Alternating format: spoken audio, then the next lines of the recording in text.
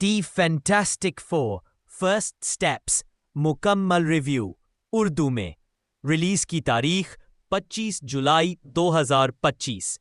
हिदायतकार Matt शेकमैन।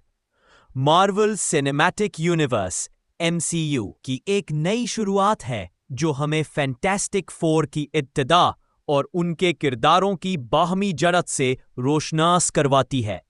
Film में एक science mission के दौरान कायनाती शाओं का सामना करने के बाद चारों मरकजी किरदार सुपर पावर्स हासिल करते हैं।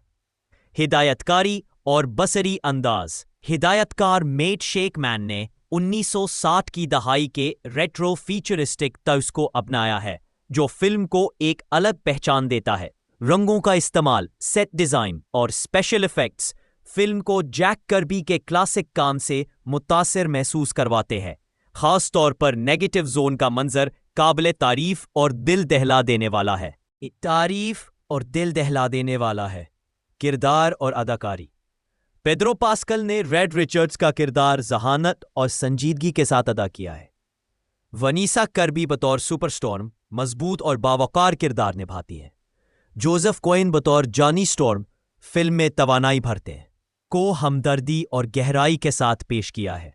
राल्फ अनीसन की गैलेक्टस के तौर पर एंट्री फिल्म को एक बड़ी खतरनाक ताकत से रोशनास करवाती है, जबकि सिल्वर सर्फर की मौजूदगी फिल्म में कायनाती सतह की अहमियत लाती है। ये फिल्म मार्वल की एक नया आवाज है जो न सिर्फ पुराने फैंस को खुश करेगी बल्कि नए नाजरीन को भी मुतासिर करेगी।